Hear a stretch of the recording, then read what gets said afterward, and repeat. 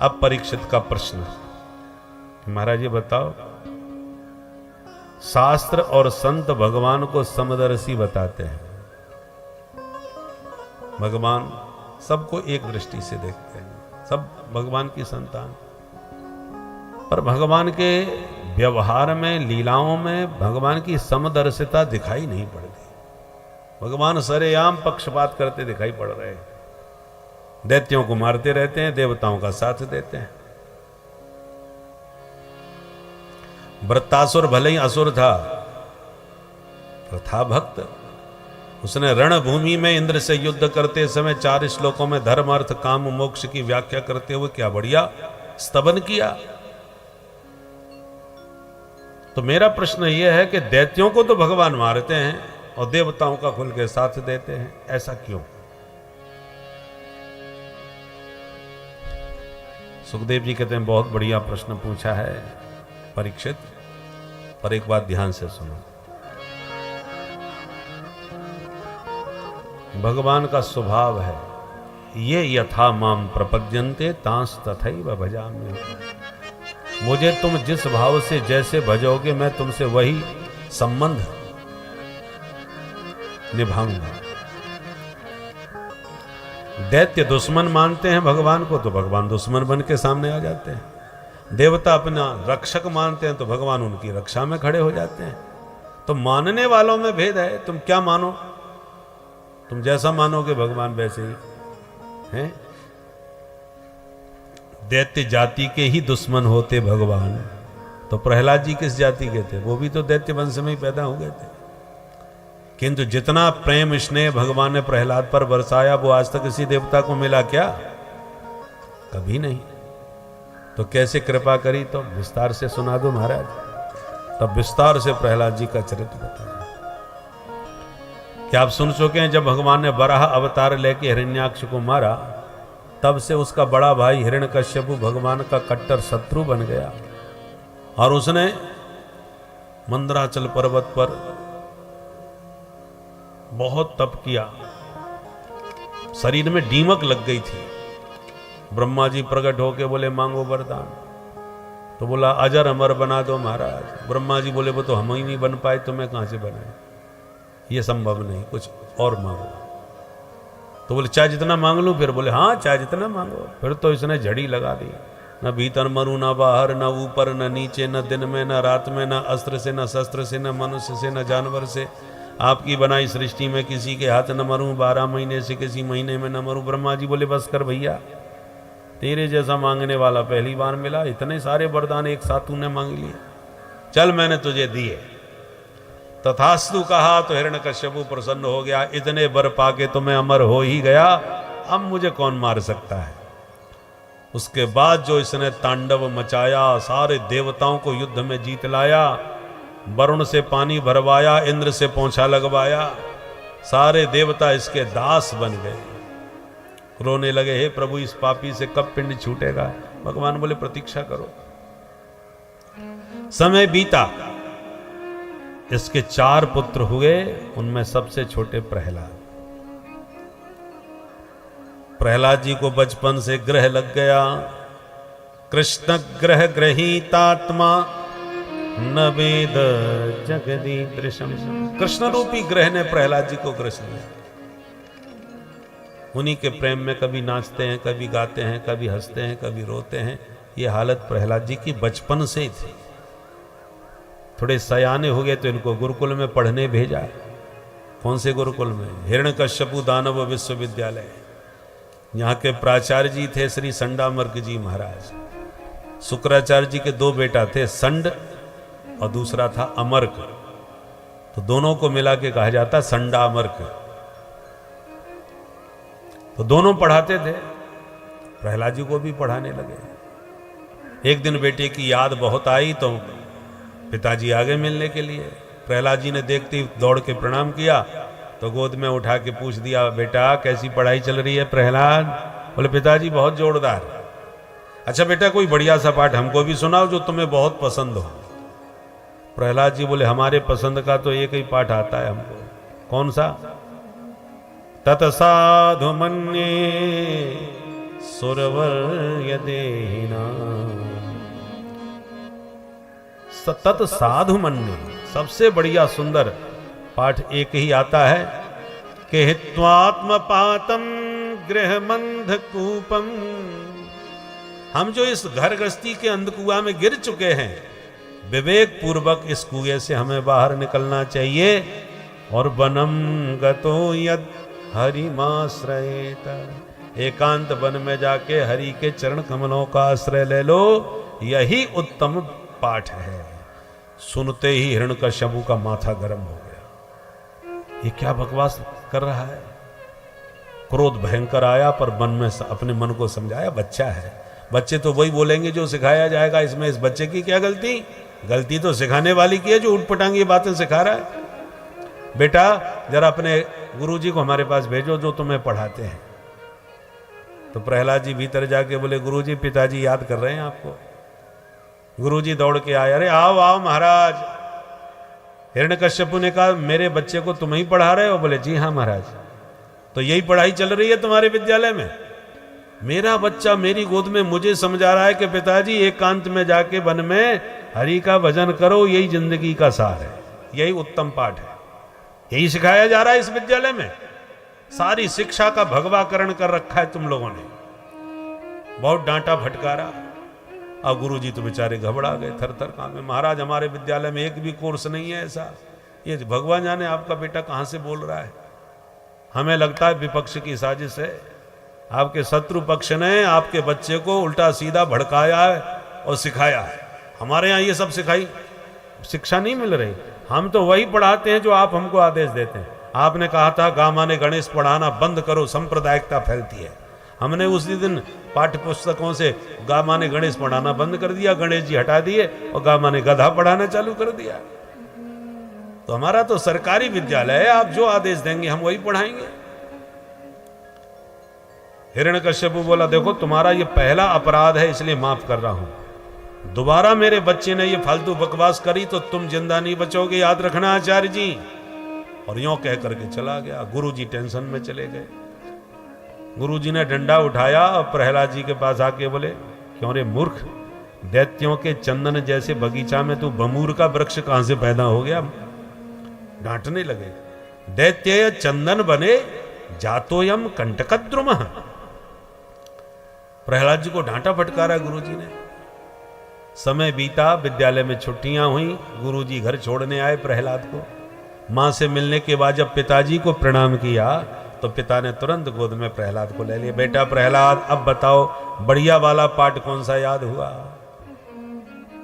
प्रश्न सुनते ही गुरुजी की तो धड़कन तेज बढ़ गई कि अब न जाने आज कौन सा पाठ सुनाएगा ये।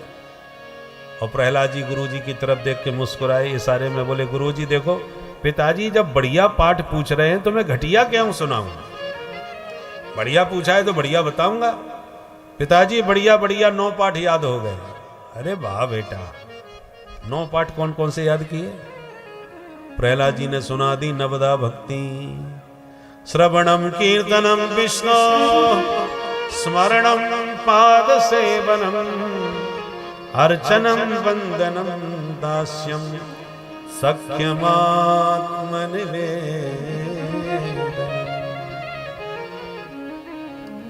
जो नवदा भक्ति का प्रवचन दिया तो सुनते ही पागल हो गया हिरण्यकश्यपु, कि पहले तो एक ही पाठ सुना रहा था, अब तो 9 पाठ सुना रहा है। तुरंत उठा के प्रहलाद को गोद से दूर फेंक दिया और निकाल के तलवार गुरुजी की गर्दन पर धर दिया। दुष्ट ब्राह्मणों, मेरे बच्चे को तुमने बर्बाद कर दिया। एक की जगह 9 पाठ सुना दिया आज इसने, अब निश्चित रूप से इसमें तुम्हारा हाथ है। गुरुजी थर थर कांपे, महाराज हमसे गंगा जल उठवा लो, चाहे जिसकी सौगंध खवा लो। न हमने पढ़ाया न किसी और ने पढ़ाया, हमें तो लगता है ये पढ़ाया ही आया है।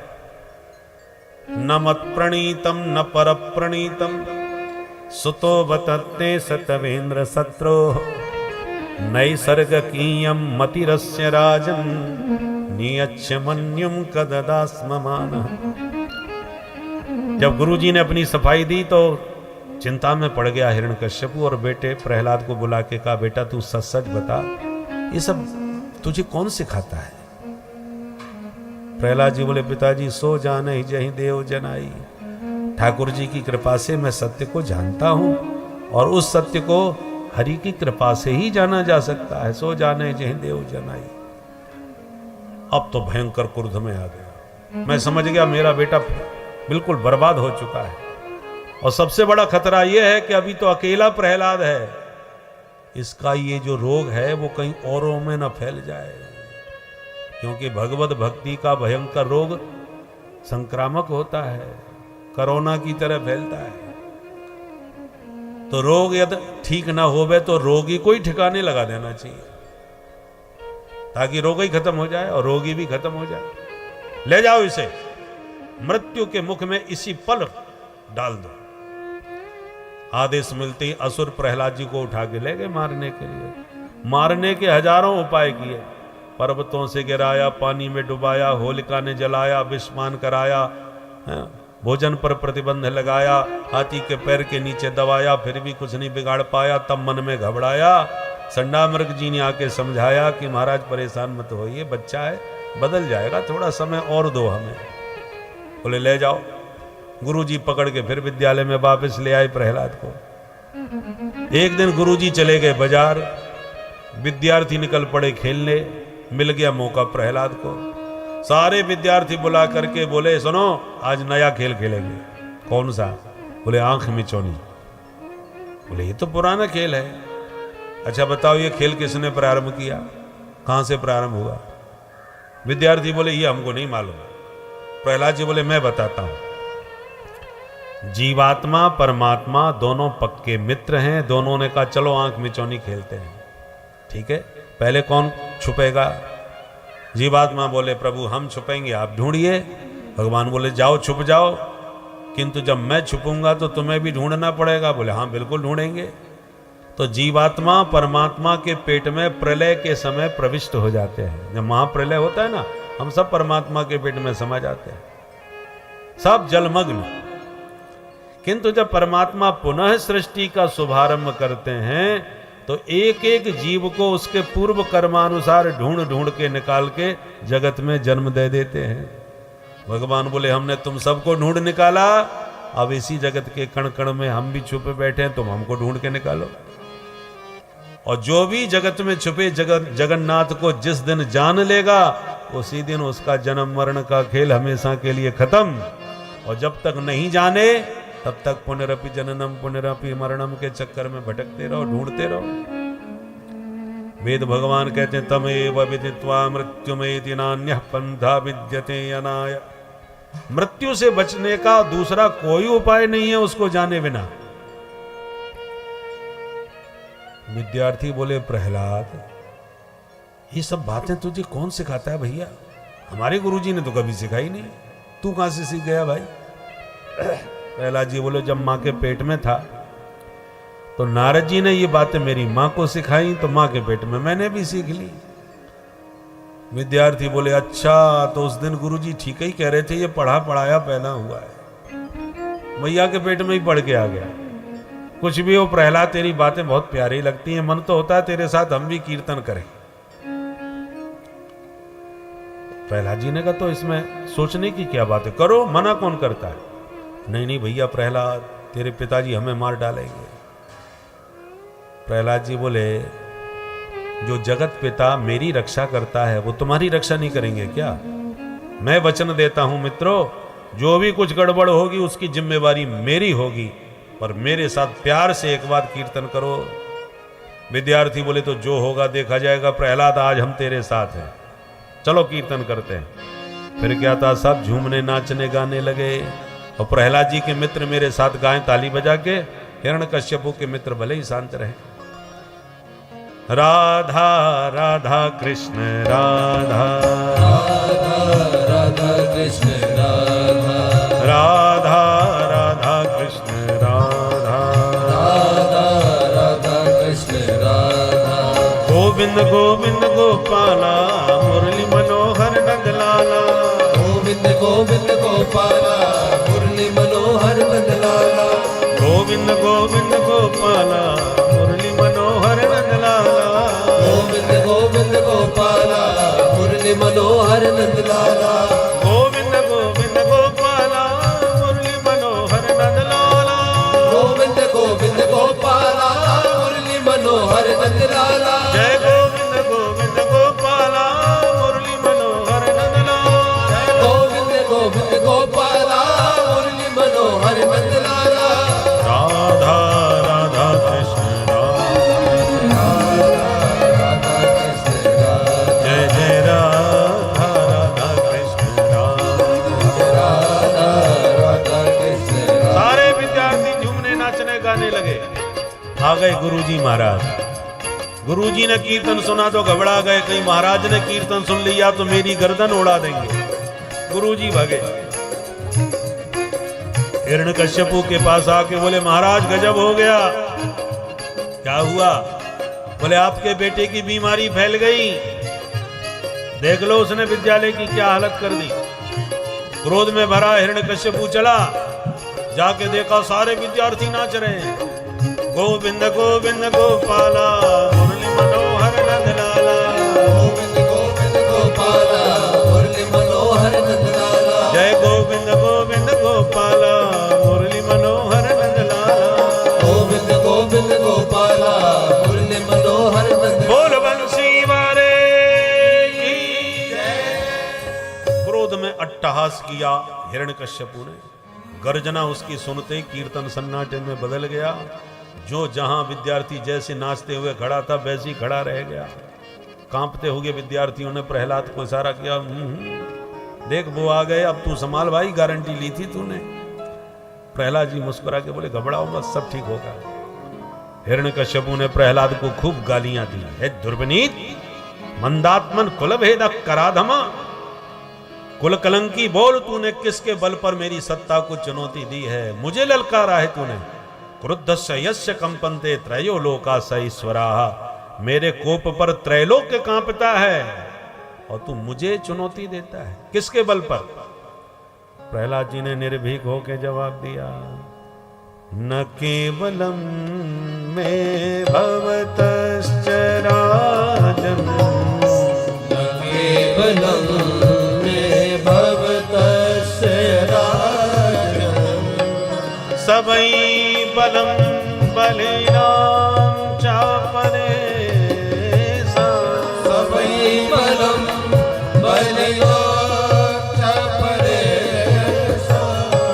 परे बरे भी स्थिर जंग मागे, परे परे स्थिर जंग मागे, ब्रह्मादयो येन वशं प्रणीता, ब्रह्मादयो येन वशं प्रणीता, न केवलं ते भवतश्च राजन्, न केवलं मे भवतश्च राजन्, न केवलं मे भवतश्च राजन्।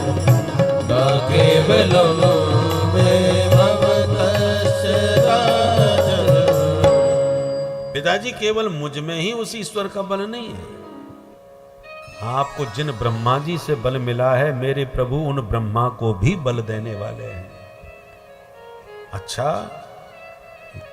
यह तेरा ईश्वर सबको बल देता है प्रहलाद, तो बोल तेरा ईश्वर रहता कहां है? कहां है तेरा ईश्वर? प्रहलाद जी बोले, ये पूछिए कहां नहीं है मेरे ईश्वर? कण कण में सब जगह व्याप्त हैं, इसलिए उनको विष्णु कहते हैं। वेवेष्टि व्यापनोति सकलम जगत। हिरण्यकश्यपु ने कहा यह सर्वत्र है तो कस्मात स्तंभे न दृश्यते, मुझे इस कमरे में क्यों नहीं दिखाई पड़ रहे? प्रहलाद जी बोले, मया तो दृश्यते। पिताजी हमें तो दिख रहे हैं, आप मेरे चश्मा लगा के देखो तो आपको भी दिखेंगे, मेरी दृष्टि से देखो। हिरण्यकश्यपु क्रोध में भर गया, बोले मूर्ख, इस खम्भे में भी तेरा ईश्वर है? बोले हाँ। और भगवान कहां? जहां भक्त की हां भगवान वहां। जो हामी भरी, क्रोध में भरे हिरण्यकश्यपु ने वो प्रहार खंबे पर किया, खंबा फट गया और भक्त का वचन सत्य करने के लिए भगवान नरहरि नृसिंह बन के प्रकट हो गए। वो नृसिंह भगवान की जय। गगड़ गड़गड़ानो खम्म फाटो चरचरानो निकसो नर नाहर को रूप अति भयानक है। ककड़ कड़ कड़ावे दसन जीप लप लपावे चितमत सरोज मानो अंग जात खानो है। ऐसी गर्जना करी कि सारे दैत्य मूर्छित होके गिर पड़ गए, केवल गर्जना की आवाज से मूर्छित हो गए। हिरण्यकश्यप घबरा गया पर मन को समझाया, मैं तो अमर हूं, मुझे कौन मार सकता है, वरदान रक्षा करेंगे मेरी। ढाल तलवार उठा के भगवान पर टूट गया। थोड़ी देर भगवान ने युद्ध का खेल खेला और जैसे ही देखा कि सूर्यास्त हो गया, सो पकड़ के जकड़ के गोदी में पटक के बीच दहरी में दबोच लिया। सारे वरदान सत्य करते हुए हिरण्यकश्यप का पेट फाड़ दिया, आंतों को निकाल करके अपने गर्दन अपने माला के रूप में गले में डाल ली। बोल नृसिंह भगवान की। अब तो देवता भी घबरा गए, भगवान इतने भयानक लग रहे थे, रक्त में हाथ संडे हुए। एक एक करके आए और दूर से दंडोत करके देवता खिसकने लगे, कोई सामने टिक नहीं पाए। लक्ष्मी जी से कहा, माता जी आप ही शांत करो, आपके स्वामी जी बड़े क्रोध में भरे बैठे हैं। लक्ष्मी जी हंसने लगी, नहीं नहीं मेरे स्वामी जी को क्रोध आता ही नहीं, वो तो हमेशा शांताकारम भुजगशयनम। बोले माता जी कहीं से भी शांताकारम नहीं दिख रहे, आप चल के देख तो लो। अच्छा चलती हूँ। सोने की थाली में आरती सजा के छम छम करती प्रियतम को मनाने पधारी। चरणों में प्रणाम करके जो लक्ष्मी जी ने आरती घुमाई, मुख पर आरती फेरते ही भगवान ने मुंह फाड़ के बहुत दहाड़ मारी कि थाली फेंक के दैया मैया करके लक्ष्मी जी तो भागती नजर आई। हे भगवान, स्वामी जी का इतना खतरनाक मुंह मैंने तो आज तक नहीं देखा भाई। अब सारे देवता दंग, अब किसके पास जाए। तब सबने मिलकर प्रहलाद जी से कहा, पुत्र तेरी प्रार्थना पर प्रभु ये विचित्र रूप बनाए हैं, अब तुम ही इनको शांत कर सकते हो। तब प्रहलाद जी सीधे भगवान के चरणों में आके साष्टांग लेट गए। जो प्रहलाद जी पर प्रभु की दृष्टि पड़ी, देखते ही भगवान का कोप तुरंत कपूर की तरह उड़ गया। स्वपाद मूले पतितं तमर्भकम् बेलोक्य देव कृपया परिप्लुत उत्थापित श्रीष्ण दधात् कराम्बुजम् काला हि वित्रस्तधिया कृता भयम्। पादमूले पतितम, चरणों में पड़े प्रहलाद को देखते प्रेम पुलकित हो गए। प्रभु तुरंत उठा के गोद में बैठा के सिर पर हाथ सहलाने लगे। प्रहलाद, मेरा नाम लेने के कारण तुमने बहुत यातनाएं सही, मुझे आने में अति विलंब हो गया, जिसके कारण तुम्हें इतने कष्ट सहन करने पड़े। पुत्र मेरे अपराध को तुम क्षमा करना।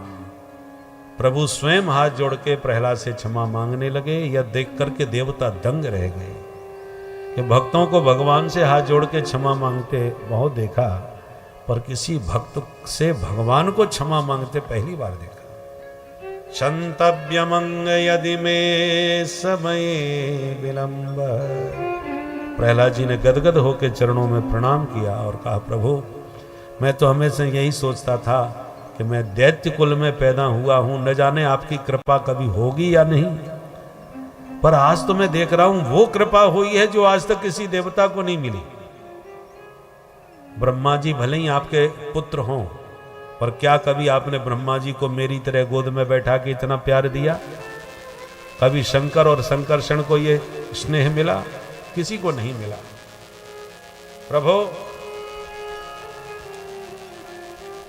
मैं धन्य हो गया आपकी इस करुणा और कृपा को पाकर। भगवान बोले, बेटा मांगो वरदान, क्या चाहते हो? प्रहलाद जी बोले, लेने देने वाले व्यापारी होते हैं महाराज, भक्त नहीं। मैं भक्त हूं, मुझे आपसे कुछ चाहिए नहीं। भगवान बोले, मेरी प्रसन्नता के लिए, खुशी के लिए कुछ तो मांग लो। बोले, प्रभु मांगने से यदि आप खुश होते हैं तो मैं यही मांगूंगा कि मेरे जीवन में कभी मांगने की कोई इच्छा ही पैदा न हो। प्रभु बोले, मैं समझ गया तू नहीं मांग पाएगा और मैं दिए बिना नहीं रह सकता। चलो बैठो पिता के सिंहासन पर, एक मनमंतर पर्यंत राज्य करो, उसके बाद मेरे पार्षद बन के सदा मेरे साथ रहो। और भगवान ने स्वयं प्रहलाद जी का अभिषेक कर दिया सिंहासन पर बैठा कर। प्रहलाद जी बोले, जब सिंहासन दे ही दिया है तो एक वरदान भी दे दो। क्या? और इसी पद पर बैठ के मेरे पिताजी ने दिन रात आपको बहुत अपमानित किया, गालियां दी। मेरे पिता की अधोगति नहीं होना चाहिए प्रभु, क्योंकि बुरे भले जैसे भी हों मेरे पिता हैं, उनका उद्धार हो, बस यही वरदान चाहता हूं। भगवान बोले बेटा तुमने पुत्र नाम सार्थक कर दिया। पुत्र शब्द का अर्थ क्या है? पुन्नाम नरकात् त्रायते इति पुत्र, जो पूर्वजों को नरकों में जाने से बचा ले। पुन्नामनो नरकात् यस्मात् पितरम त्रायते सुतः तस्मात् पुत्र इति प्रोक्तः पितॄन् यः पाति सर्वतः। पूर्वजों को नरकों से जो बचाए उसका नाम है पुत्र। जिस पिता ने तुम पर इतना अत्याचार किया प्रहलाद, फिर भी तुमने उसके कल्याण की कामना की। और एक बात सुनो बेटा, तुम जैसा भक्त जिस घर में जन्म लेता है उस घर की 21 पीढ़ियां तर जाती हैं। माता पिता की तो बात ही छोड़ दो। जाओ अपने पिता का अंतिम संस्कार करो। प्रहलाद जी चल दिए। ब्रह्मा जी ने प्रकट होकर प्रणाम किया और कहा प्रभु आपने बड़ी कृपा करी, जो इस पापी दैत्य को आपने मार दिया आज। भगवान डांटते हुए ब्रह्मा जी से बोले खबरदार विधाता, जो दोबारा तुमने किसी दुष्ट को इतने वरदान दिए तो सर्पों को अमृत पिलाने का काम करने लगे हो। याद रखो शक्ति उसी को देना चाहिए जो शक्ति को बचा सके। कुपात्र को यदि शक्ति दोगे तो वो अत्याचार करेगा। शक्ति ही परेशान पर पीड़नाय, दुष्टों की शक्ति पर पीड़ा के लिए होती है, दूसरों को सताने के लिए ही होती है। सज्जनों की शक्ति दूसरों की रक्षा के लिए होती है। सज्जन पुरुष के हाथ में शक्ति होगी तो वो किसी पर अन्याय नहीं होने देगा, अत्याचार नहीं होने देगा। और दुष्टों के हाथ में शक्ति होगी तो वो निरंतर दूसरों को सताएंगे, सबको त्रास देंगे, कष्ट देंगे। इसलिए शक्ति सोच समझ करके पात्र को देना चाहिए। कुपात्र की शक्ति घातक होती है। इसलिए परमाणु बम हर किसी देश को थोड़ी दिए जा सकते हैं। कोई भी परमाणु बम बना ले। जिन आतंकवाद से दुनिया परेशान है और कोई देश उन आतंकवादियों को परमाणु पकड़ा दे तो विश्व की स्थिति क्या बनेगी सोचिए। इसलिए ब्रह्मा जी दोबारा ऐसा नहीं होना चाहिए। ब्रह्मा जी ने कान पकड़ लिया, महाराज दोबारा ऐसी गलती कभी नहीं होगी। बोल भक्तवत्सल भगवान की।